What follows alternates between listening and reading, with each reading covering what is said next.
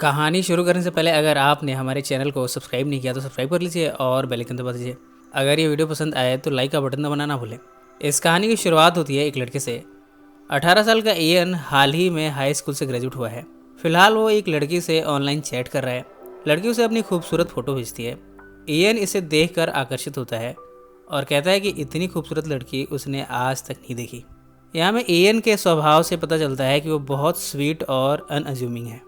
Attractive होने के साथ साथ वो स्ट्रॉन्ग भी है। वो जहाँ काम करता है वहाँ लड़कियों को देखकर अट्रैक्ट हो जाता है, ऊट पटांग हरकतें करता है। फिलहाल उसकी चैट मिस टेस्टी से हो रही है। दोनों मिलने का फैसला करते हैं। मिस टेस्टी टेनेसी के नॉक्सविले में रहती है, जबकि इयन इलिनॉय में रहता है। इसके बाद हम इयन के बेस्ट फ्रेंड लांस और एलिसिया को देखते हैं। इयन का बड़ा भाई है रेक्स। रेक्स बड़ा एरोगेंट और होमोफोबिक है। वो हमेशा अपने आप को माचो किस्म का दिखाता है। बमुश्किल ही घर से बाहर निकलता है। रेक्स ने एक कार बोरो की है। ये 1969 की फेमस पोंटियाक जीटीओ है। इयन और उसके दोस्त बिना रेक्स के परमिशन को लिए इस कार को ले लेते हैं और इसे लिए यहाँ से निकल पड़ते हैं टेनेसी की तरफ। इनका इरादा इयन की गर्लफ्रेंड से मिलने का है। रास्ते में गाड़ी ख़राब होना शुरू करती है। इसका रेडिएटर ओवरहीट कर रहा है। इतने में एक शख्स इनसे लिफ्ट मांगता है। तीनों इससे इनकार कर देते हैं। इसके बाद लांस यहाँ रेडिएटर पर यूरिनेट करता है। रेडिएटर इस समय काफ़ी हीट कर रहा है। इसे ठंडा करने के लिए लांस इयन को भी इस पर यूरिनेट करने को कहता है। लिहाजा इयन भी रेडिएटर पर यूरिनेट करता है। इस पर भी जब रेडिएटर ठंडा नहीं हुआ तब ये लिफ्ट मांगने वाले शख्स से यूरिनेट करने को कहते हैं। वो शख्स इससे इनकार कर देता है। एलिसिया से इयन और लांस कहते हैं कि वो इस पर यूरिनेट करे। एलिसिया कहती है कि वो ये नहीं कर सकती। इतने में लिफ्ट मांगने वाला शख्स अपनी बोतल की पानी को पीने लगता है। वो इन तीनों को चिढ़ा रहा है। अब मजबूरन एलिसिया को रेडिएटर पर यूरिनेट करना पड़ता है। इतने में एक कपल अपने बच्चों के साथ यहाँ से गुजरता है। बच्चे एलिसिया की फ़ोटो खींच लेते हैं। जब यहाँ से जाने को है तब वो शख्स फिर से लिफ्ट मांगता है। तीनों उसे इनकार कर देते हैं। लिहाजा वो शख्स इनके विंडो पर यूरिनेट करता है। इयन और एलिसिया हेल्प के लिए इधर उधर जंगल में घूम रहे हैं, जबकि लांस कार के पास वेट कर रहा है। इतने में एक शख्स अपनी बगी से आता है। इसका नाम एजेकिल है। वो लांस को हेल्प ऑफर करता है।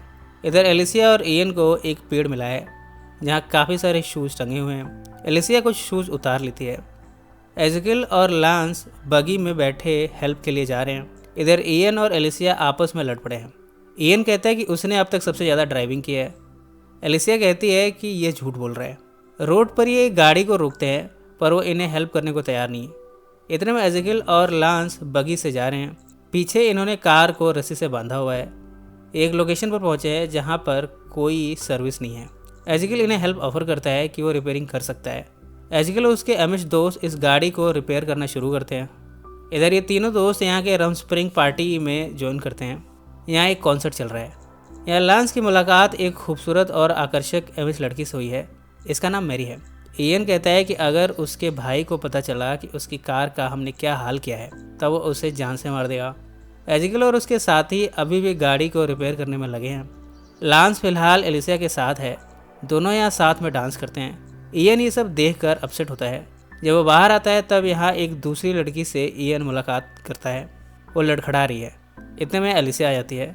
इयन और एलिसिया मिलकर उस लड़की को सहारा देते हैं। इधर इयन के भाई को पता चल चुका है कि उसकी कार इयन ले गया है। वो इस समय काफ़ी गुस्से में है। अगली सुबह लांस से मिलने मैरी आई है। मैरी उसे कहती है कि रम स्प्रिंगा अब ओवर हो चुका है, अब वो उसे दोबारा नहीं मिलेगी। लांस यहाँ उससे नंबर मांगता है पर मैरी इससे इनकार कर देती है। इतने में इनकी कार रिपेयर हो गई है।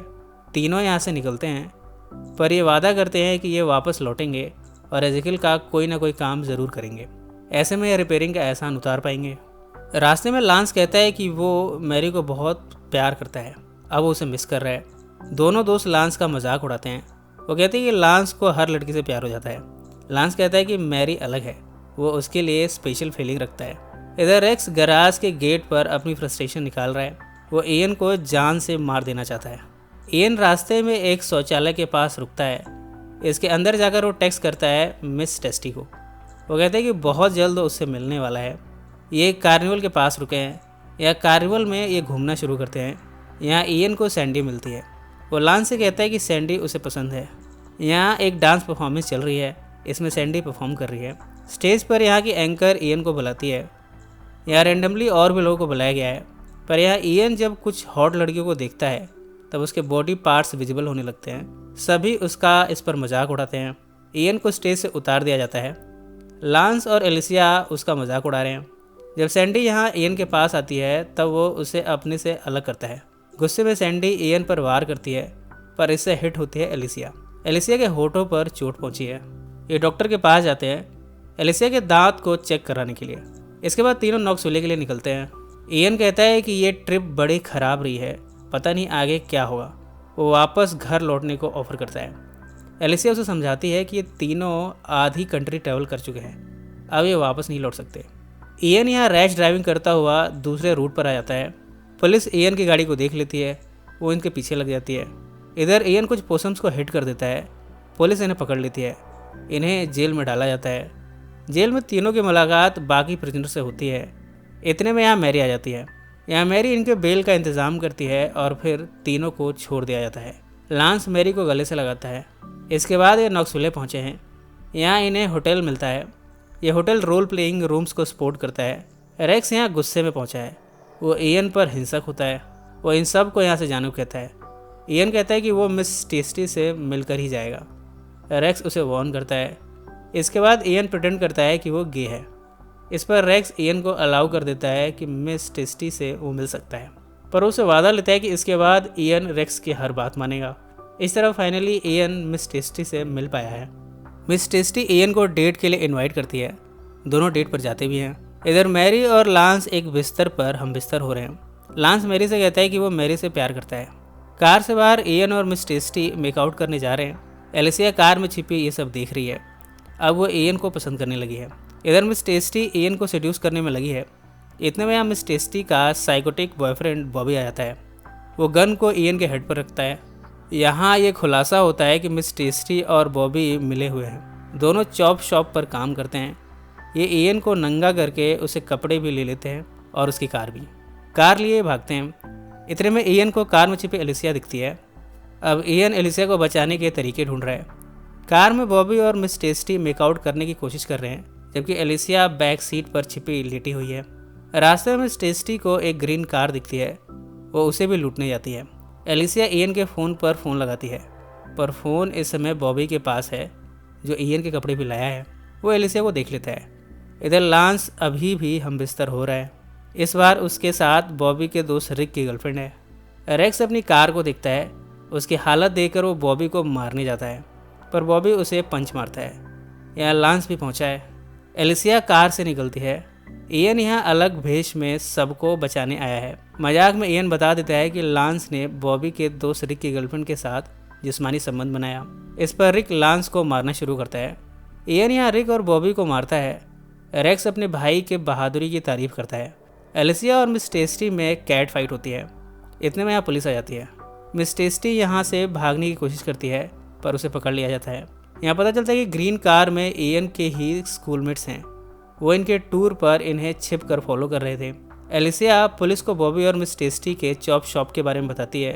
वो उनके शॉप के लोकेशन के बारे में बताती है। इस तरह इन्हें अरेस्ट कर लिया जाता है। अब ये वापस एजेकिल के पास अपने वादे के अनुसार पहुँचे हैं। इन सब के बाद लांस मैरी को अपनाना चाहता है, पर उसकी कम्युनिटी उसका त्याग कर देगी अगर मैरी ने अपनी कम्युनिटी से बाहर शादी की तो। इस तरह लांस मैरी की कम्युनिटी में रहेगा और उसे शादी करेगा। ईएन और एलिसिया लांस को भावभीनी विदाई देते हैं। वे लांस को इस कम्युनिटी के पास छोड़कर जा रहे हैं। ईएन और एलिसिया को एक दूसरे के प्रति अपनी फीलिंग्स का पता चला है। अब दोनों ने एक दूसरे को एक्सेप्ट कर लिया है। ईएन और एलिसिया ट्री के पास पहुंचते हैं। ईएन अपने शूज़ को ऊपर ट्री के ब्रांच की तरफ फेंकता है। इन सब के कुछ हफ्तों बाद ईएन के कज़न की शादी हो रही है। एलिसिया ईएन की डेट बनकर यहाँ आई है। यहाँ दोनों काफ़ी इंजॉय करते हैं, पर अभी तक दोनों में जिस्मानी संबंध नहीं बना। थैंक्स गिविंग डिनर पर रेक्स अपनी फैमिली से बताता है कि वो गे है। न्यू ईयर ईव पर ईएन और एलिसिया ईएन के घर के बेसमेंट में जाते हैं। यहाँ सोफे पर दोनों पहली बार जिस्मानी संबंध बनाते हैं। रेक्स इनके साथ पटाखों के साथ मजाक करता है और ये फिल्म यहीं समाप्त हो जाती है। फिल्म के एंड में लांस और मैरी के शादी की तस्वीरें दिखाई जाती हैं। ईएन भी उन्हें कंपनी दे रहा है। लांस ने एजेकिल की तरह ही दाढ़ी रखी है। सो फ्रेंड्स, फिर मिलेंगे ज़िंदगी के किसी नए मोड़ पर।